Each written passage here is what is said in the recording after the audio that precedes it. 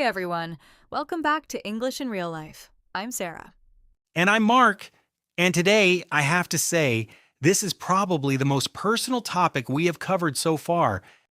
It really is, because we are talking about something that millions of people share a very strong opinion about: the experience of living with dogs and cats, and what it actually does to your life. And full disclosure, I am a dog person. And I have a cat, so this should be interesting. Let's keep it civil. Let's go. So, Mark, let's start with something that I think surprises a lot of people who have never lived with a pet before: the degree to which an animal changes the atmosphere of a home. Not just the routine, the actual feeling of the space. Completely agree. So I remember the first week I brought my dog home, and I know this sounds strange, right? But the flat felt different. There was just a presence, something alive and warm that was genuinely pleased to see me every single time I walked through the door. And that is something cat owners experience too, though perhaps in a more subtle way. My cat does not run to the door when I arrive, but she does find me within about 2 minutes. She appears, quietly, and sits nearby. And somehow, that is enough. That is very cat. Dogs are just a little more expressive about it. Just a little. But let's talk about the real, day-to-day experience. Because living with a pet is genuinely beautiful. And also genuinely demanding. And I think it is important to be honest about both sides. Absolutely. With a dog, and I say this with complete love, your life becomes structured around them. You wake up and the first thing you think about is the morning walk. You cannot stay out late without making arrangements. You cannot travel spontaneously. Every decision has a new variable. The dog. And cats are genuinely more independent in that sense. You can leave food out, make sure the litter tray is clean, and go about your day. They do not need walks. They do not need constant stimulation. They are, as people like to say, low maintenance. Which is true, but I would argue that what you gain with a dog, that level of engagement, that active companionship, is worth every inconvenience. My dog gets me out of the house every morning, rain or shine. He has genuinely improved my physical health and, my mental health too. And that is actually supported by research. Studies consistently show that pet owners, both dog and cat owners, report lower levels of stress, lower blood pressure, and reduced feelings of loneliness. There is something about the unconditional nature of the relationship that is genuinely therapeutic. An unconditional. That is the word, isn't it?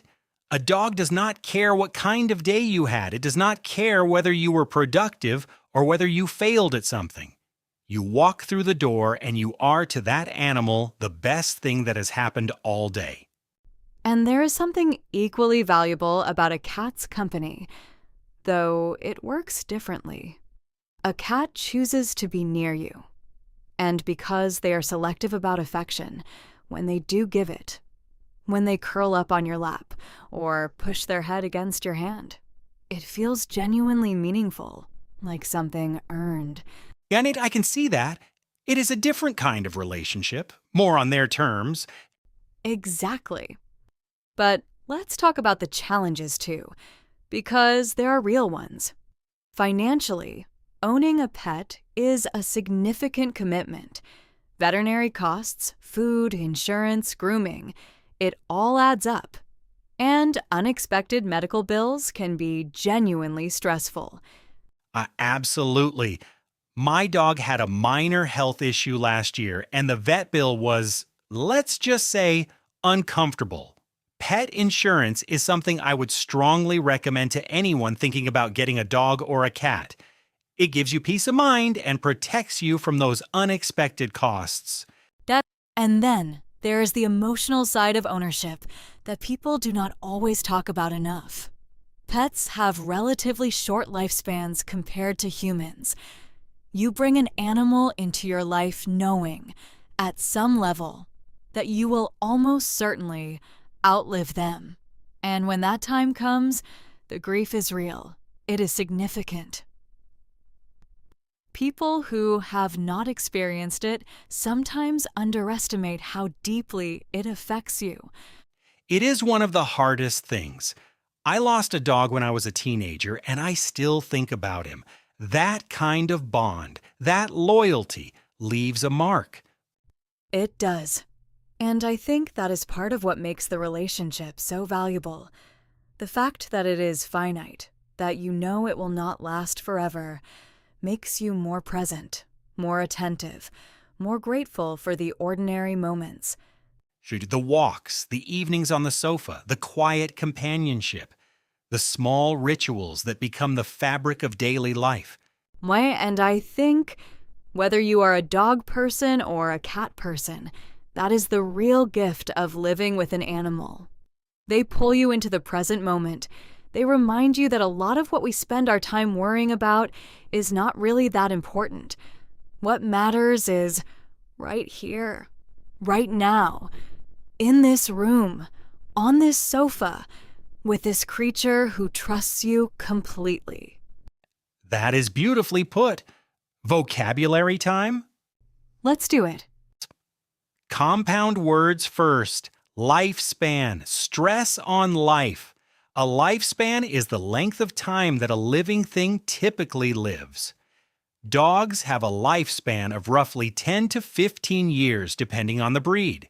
You will hear this word in biology, in medicine, and in everyday conversation about aging and health. Companionship. Stress on calm. Companionship is the feeling of friendship and comfort that comes from spending time with someone or something you feel close to.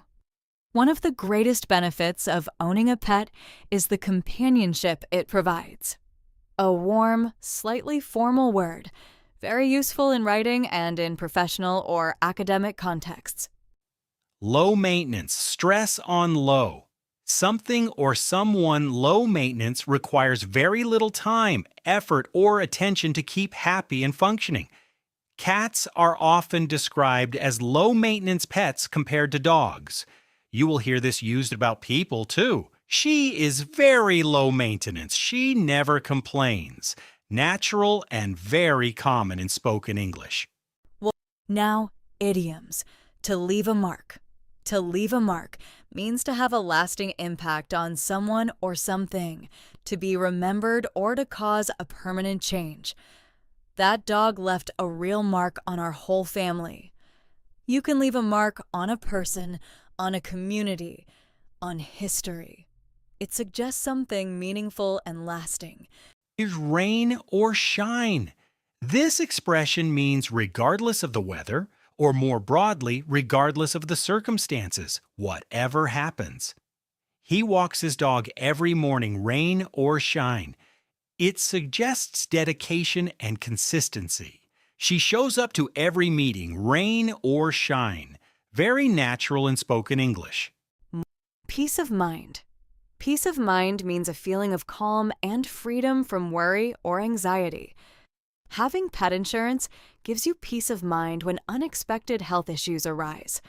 A very common expression in English, used in financial, medical, and personal contexts. Knowing the children are safe gives her complete peace of mind. An unconditional stress on con. Something unconditional is given or felt without any conditions or limitations, regardless of circumstances or behavior. The love a dog has for its owner is often described as unconditional. You will hear this most often in the phrase unconditional love, but it can be used more broadly. She offered her unconditional support, a powerful and emotionally resonant word. Lifespan, companionship, low maintenance, leave a mark, rain or shine, peace of mind, unconditional. 7 B2 words and expressions from today's conversation. Pick one and use it this week. In a message, in a conversation, in your journal. That is how vocabulary becomes part of the way you think and speak. From understanding to actually using, that is real progress. That is everything for today's episode of English in Real Life. Thank you so much for spending this time with us. We really appreciate it. Keep learning, keep growing, and we will see you in the next one. Bye, everyone. Bye. Dog people, cat people, or both, we love all of you equally. Equally. See you next time.